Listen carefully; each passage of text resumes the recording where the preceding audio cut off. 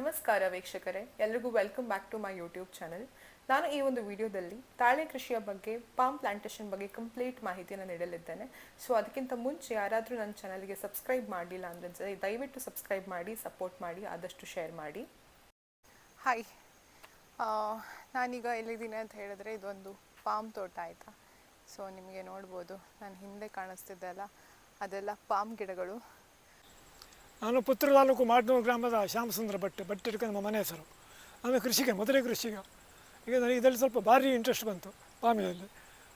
ಹಾಗೆ ಇಲ್ಲಿ ನೀವು ಫಸ್ಟ್ ಶುರು ಮಾಡಿದ್ದು ಎಲ್ಲಿ ಪಾಮ್ ಕೃಷಿ? ಯಾವ ದಕ್ಷಿಣ ಕನ್ನಡಕ್ಕೆ ನೀವು ಶುರು ಮಾಡಿ? ಅಲ್ಲಲ್ಲ, ಪುತ್ರ ತಾಲೂಕು ಮಾಡ್ನೂರು ಗ್ರಾಮದಲ್ಲಿ ನಾನು. ಮಾಡ್ನೂರು ಗ್ರಾಮದಲ್ಲಿ ಇವರು ಫಸ್ಟ್ ಆಗಿ ಈ ಪಾಮ್ ಕೃಷಿಯನ್ನು ಶುರು ಮಾಡಿದ್ದು. ತುಂಬಾ ದಕ್ಷಿಣ ಕನ್ನಡದಲ್ಲಿ ತುಂಬಾ ಜನ ಇದ್ರ ಬಗ್ಗೆ ಕೃಷಿ ಮಾಡುವುದಿಲ್ಲ. ಹಾಗೆ ಕೆಲವರಲ್ಲಿ ಇವರು ಕೆಲವರಂತಾನೆ ಹೇಳ್ಬೋದು. ಇದು 2 ವರ್ಷದ ಗಿಡ. ಅಲ್ಲಿ ಗೇರಿನ ಮರ ಇತ್ತು, ಎಲ್ಲ ಗೇರು ಮರ ನನಗೆ ಸ್ವಲ್ಪ ಲಾಸ್ ಆಯಿತು. ಆಗ ಅದನ್ನೆಲ್ಲ ಕಡಿದು ಕ್ಲೀನ್ ಮಾಡಿ ಹೊಸ ಗಿಡ ಹಾಕಿದೆ ಪುನಃ. 2 ವರ್ಷ ಆಯಿತು, ಈಗ ಚೆನ್ನಾಗಿ ಬಂದಿದೆ. ಇನ್ನು 1 ವರ್ಷ ಕಳೆದ ಮೇಲೆ ಪುನಃ ಫಸಲು ಇದ್ರೆ ಸ್ಟಾರ್ಟ್ ಆಗ್ತದೆ. ಈಗ ನಮ್ಮಲ್ಲಿ 350 ಗಿಡ ಆಯಿತು ಟೋಟ್ಲು. ಆರಾಮದಲ್ಲಿ ಎಷ್ಟು ಜಾಗ ಬೇಕಾಗ್ತದೆ 350 ಗಿಡಕ್ಕೆ? 1 ಎಕರೆಗೆ 57 ಗಿಡ, 350 ಗಿಡ. ನಾನು ಸ್ವಲ್ಪ ತೋಟದಲ್ಲಿ ಕೂಡ ಹಾಕಿದ್ದೇನೆ. ಹಾಗೆ ಒಟ್ಟು 350 ಇರೋದು.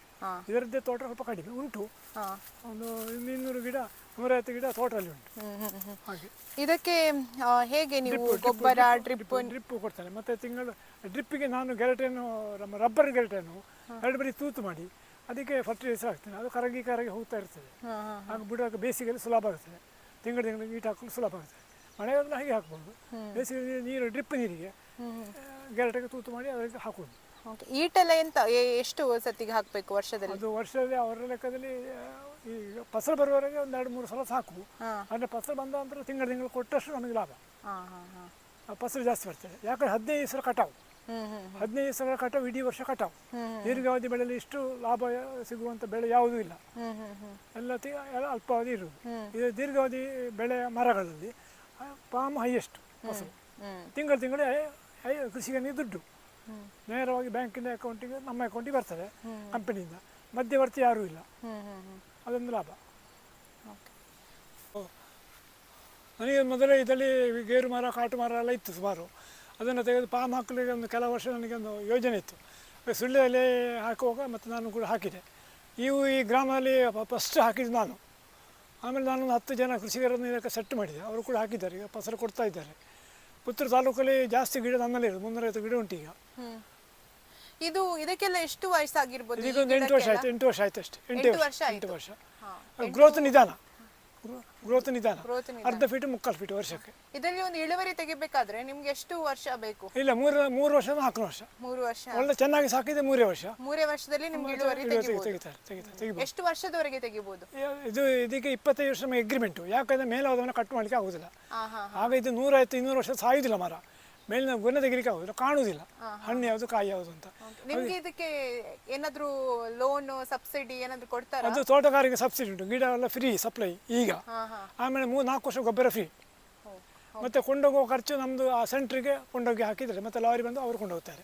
ಇದು ಡೈರೆಕ್ಟ್ ಸೆಂಟ್ರಲ್ ಗವರ್ಮೆಂಟ್ ಇಂದಾನೆ ಅವರು ಪರ್ಚೇಸ್ ಮಾಡುವಂತ. ಸೆಂಟ್ರಲ್ ಗವರ್ಮೆಂಟ್ ಮತ್ತು ಕಂಪನಿ ಅಗ್ರಿಮೆಂಟ್ ಉಂಟು.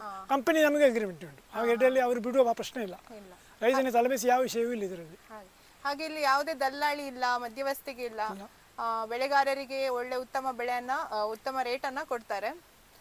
ಹಾಗೆ ತುಂಬಾ ಕಷ್ಟನೂ ಇಲ್ಲ ಇದಕ್ಕೆ, ಅಡಿಕೆ ಬೆಳೆಗೆಲ್ಲ ಕಂಪೇರ್ ಮಾಡಿದ್ರೆ ಅಲ್ಲ. ಬಾರಿ ಸುಲಭದಲ್ಲಿ ಆಗ್ತದೆ, ಬೇಗ ಗ್ರೋತ್ ಆಗ್ತದೆ. ಹಾಗೆ ಸರ್ಕಾರದಿಂದ ಸಹ ಒಳ್ಳೆ ಫೆಸಿಲಿಟಿ ಕೂಡ ಕೊಟ್ಟಿದ್ದಾರೆ. ಇನ್ನೊಂದೊಂದು ಪ್ರಶ್ನೆ ನಿಮ್ಮಲ್ಲಿ, ಈ ಮರ 25 ವರ್ಷ ಆದ್ಮೇಲೆ ನೀವು ಇದನ್ನ ಕಟ್ ಮಾಡಿ ತೆಗಿಬೇಕು, ಹಾಗೂ ಇದು ಈಗಲೇ ಇಷ್ಟು ದೊಡ್ಡ ಇದೆ, 25 ವರ್ಷ ಆದ್ಮೇಲೆ ಇನ್ನೂ ಸಹ ದೊಡ್ಡ ಆಗುತ್ತೆ. ಹೇಗೆ ಇದ್ರದ್ದು? ಇದು ಸುಲಭ ಇದೆಯಾ ಅಥವಾ ಹೇಗೆ ವಿಲೇವಾರಿ ಮಾಡೋದು? ಆಮೇಲೆ ಇದಕ್ಕೆ ಏನಾದ್ರು ಉಪಯೋಗ ಇದೆಯಾ ಮುಂದೆ? ಇದಕ್ಕೆ ಫರ್ನಿಚರ್ಸ್ ಎಲ್ಲ ಮಾಡ್ಲಿಕ್ಕೆ ಏನಾದ್ರು ಯೂಸ್ ಇದೆಯಾ ಇದರಿಂದ? ಇದು ಒಳ್ಳೆ ಗಟ್ಟಿ ಮರ. ನಮ್ಮ ತಾಳೆ ಕಲ್ಲು ತೆಗಿ ಮರ, ತಾಳೆ ಮರದೂ ಗಟ್ಟಿ ಉಂಟು. ನಾನು ನೋಡಿದ್ದೇನೆ. 20 ವರ್ಷ ಕಟ್ ಮಾಡಿ ಬೇರೆ ಗಿಡ ಹಾಕೋದು. ಆಮೇಲೆ ಇದನ್ನು ಫರ್ನಿಚರ್ ಮಾಡಿ, ಫರ್ನಿಚರ್ ಭಾರಿ ಚೆನ್ನಾಗಿ ಬರ್ತದೆ. ಫರ್ನಿಚರ್ ಯಾವ ಎಂತ ಬೇಕಾದ್ರೂ ಮಾಡ್ಬೋದು. ಯಾವ ಫರ್ನಿಚರ್ ಆಗುತ್ತೆ, ಮೇಜಿ ಚೇರು, ಅದು ಮೇಜಿಗಳು, ಕುರ್ಚಿಗಳು, ಆಮೇಲೆ ಸೋಫಾ ಎಲ್ಲ ಚೇರ್. ಯಾಕಂದ್ರೆ ಮರ ಅಷ್ಟು ಗಟ್ಟಿ ಉಂಟು. ಒಳ್ಳೆ ರೇಟ್ ಸಹ ಉಂಟಾ? ರೇಟ್ ಉಂಟು, ದಪ್ಪ ಉಂಟು.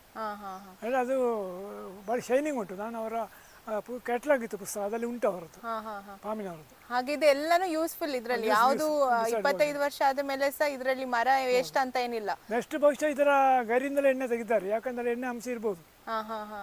ಮಡಲ್ ಮತ್ತು ಗರಿ ಇದರಿಂದ ಎಣ್ಣೆ ತೆಗಿದ್ದಾರೆ ನೆಕ್ಸ್ಟ್, ಓಕೆ. ಸ್ವಲ್ಪ ಲೇಟ್ ಆಗಿ ಯಾರು. ಹಾ ಹಾ ಹಾ. ಸರಿ, ಇದು ಗರಿಯನ್ನ ಏನಕ್ಕೆ ಬಳಸ್ತಾರೆ? ಇದು ಈಗ ಏನಾದ್ರು ನಿಮ್ಗೆ ಪಾಮ್ ಫ್ರೂಟ್ ಬಿಟ್ಟು ಬೇರೆ ಯಾವ ಪಾರ್ಟ್ ಇದರಲ್ಲಿ ಯೂಸ್ ಬೇರೆ ಮಾಡ್ತಾರೆ? ಇವೆ ಯಾವ ಪಾರ್ಟ್ ಯೂಸ್ ಇಲ್ಲ, ಕಂಪನಿ ಎಲ್ಲ ಪಾರ್ಟ್ ಯೂಸೇ. ಹಾ ಹಾ. ಅವರು ಗೊನೆಯನ್ನು ಕೂಡ ಅದನ್ನು ಬಿಸಾಡಿದ್ರು, ಅದನ್ನು ಮ್ಯಾಟ್ ಮಾಡ್ತಾರೆ ಫ್ಯಾಕ್ಟ್ ಮಿಷನ್ಗೆ ಕೊಟ್ಟು. ನಮಗೆ ಇದೀಗ ವೇಸ್ಟ್ ಆಗೋದು ಇದು ಗೊಬ್ಬರಕ್ಕೆ ಮಾತ್ರ. ಹಾಗಾಗಿ ನಮಗೆ ತೊಂದರೆ ಆದಾಗ ನನಗೆ ಅನಿವಾರ್ಯವಾಗಿ ಯಂತ್ರ ತಗೊಂಡು ಬಂದದ್ದು. ಸರಿ. ತೋಟ ನೋಡಿ ಬಹಳ ಚಂದ ಇದೆ, ಹಾಗೆ ಸ್ಪೇಸಿಂಗ್ ಕೂಡ ತುಂಬ ಇದೆ ಒಂದು ಮರದಿಂದ ಇನ್ನೊಂದು ಮರಕ್ಕೆ, ಅದನ್ನು ನೀವು ಈ ವಿಡಿಯೋದಲ್ಲಿ ಅಬ್ಸರ್ವ್ ಮಾಡ್ಬೋದು. ಸೊ ಇಲ್ಲಿ ನೋಡಿ, ಇದೇ ಪಾಮ್ ತೋಟ, ತುಂಬ ವಿಶಾಲವಾದ ಮರಗಳು ನೀವು ನೋಡ್ಬೋದು. ತುಂಬ ತಂಪಿದೆ ಆಯಿತಾ ಇಲ್ಲಿ, ವೆದರ್ ತುಂಬ ಚೆನ್ನಾಗಿ ಕೂಲಾಗಿದೆ. ಹೊರಗಡೆ ಬಿಸಿಲಂತೂ ಇಲ್ಲೇನು ಗೊತ್ತೇ ಆಗಲ್ಲ, ಫುಲ್ ಒಂಥರ ಗುಡ್ ಫೀಲಿಂಗ್ ಆಗುತ್ತೆ ಬಂದಾಗ. ಹಾಗೆ ಈ ಒಂದು ಪ್ರಾಡಕ್ಟನ್ನು ತುಂಬ ನಮ್ಮ ದೇಶ ಇಂಪೋರ್ಟ್ ಮಾಡ್ಕೊಳ್ಳೋದು ಇದೆ. ಯಾಕಂತ ಹೇಳಿದ್ರೆ ಪಾಮ್ ನಮಗೆ ಗೊತ್ತು, ತುಂಬ ಅದರದ್ದು ಬೆನಿಫಿಟ್ಸ್ ಇದೆ, ತುಂಬ ಯೂಸೇಜ್ ಇದೆ. ನಮಗೆ ಬೆನಿಫಿಟ್ಸ್ ಬಂದು ಕಡಿಮೆ ರೇಟಲ್ಲಿ ನಿಮಗೆ ಅದು ಸಿಗುತ್ತೆ, ಅವೈಲೇಬಲ್ ಇದೆ. ಹಾಗಾಗಿ ನಾವು ತುಂಬ ಇಂಪೋರ್ಟ್ ಮಾಡ್ಕೋತೀವಿ ಈ ಪಾಮನ್ನು. ಸೊ ಅದಕ್ಕೋಸ್ಕರ ನಮ್ಮ ಸರ್ಕಾರದಿಂದ ಇದಕ್ಕೆ ಬೆಂಬಲ ಬೆಲೆಯನ್ನು ಘೋಷಿಸಿದ್ದಾರೆ ಇವಾಗ ಪಾಮಗೆ. ಸೊ ಇಲ್ಲೇ ಜನಗಳು ಬೆಳೀಲಿ ಅಂತ ಹೇಳೋ ಒಂದು ಕಾರಣಕ್ಕೆ ಇದು ಫುಡ್ ಪ್ರಾಡಕ್ಟ್ಸ್ ಅಲ್ಲದೆ ನಮಗೆ ಇದರದ್ದು ಲ್ಯಾಪ್ಟಾಪ್ಸಿಗಾಗಿರಲಿ, ಹಾಗೆಲ್ಲ ಸೋಪ್ ಮ್ಯಾನುಫ್ಯಾಕ್ಚರ್, ಕಾಸ್ಮೆಟಿಕ್ ಇಂಡಸ್ಟ್ರಿಗೆ ಕೂಡ ಈ ಪಾಮ್ ಆಯಿಲನ್ನು ಬಹಳವಾಗಿ ಯೂಸ್ ಮಾಡ್ತಾ ಇದ್ದಾರೆ. ಸೊ ಅದು ಒಂದು ಕಾರಣದಿಂದ. ಸೊ ಇದು ಪಾಮ್ ಮರಗಳು ನೋಡಿ, ಫುಲ್ಲು ಒಂದು ವಿಶಾಲವಾದ ತೋಟ ಇದೆ ಇಲ್ಲಿ.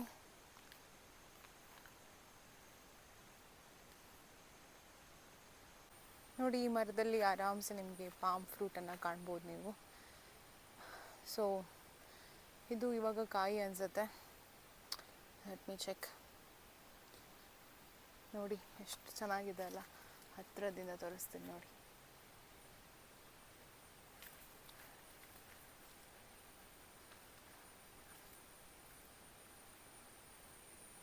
ಹೌದು, ಇದು ಕಾಯಿ, ಇದು ಇನ್ನೂ ಹಣ್ಣಾಗಲಿಲ್ಲ.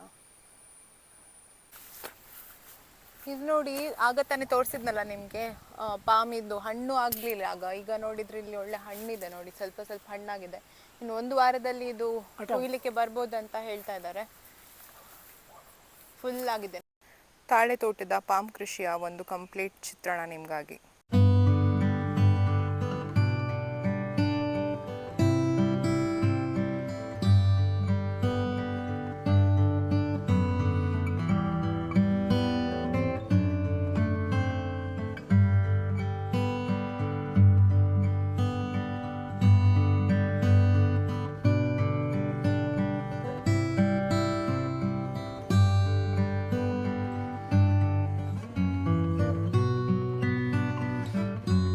ಸಂಪೂರ್ಣ ತಾಳೆ ಕೃಷಿಯ ಮಾಹಿತಿಯೊಂದಿಗೆ ಈ ವಿಡಿಯೋನ ಮುಗಿಸ್ತಾ ಇದ್ದೀನಿ. ಸೊ ನಿಮಗೆ ಈ ವಿಡಿಯೋ ಇಷ್ಟ ಆಗಿದ್ದಲ್ಲಿ, ಇನ್ಫಾರ್ಮೇಟಿವ್ ಅಂತ ಅನಿಸಿದ್ದಲ್ಲಿ ದಯವಿಟ್ಟು ಸಬ್ಸ್ಕ್ರೈಬ್ ಮಾಡಿ, ಶೇರ್ ಮಾಡಿ, ಹಾಗೆ ಸಪೋರ್ಟ್ ಮಾಡಿ.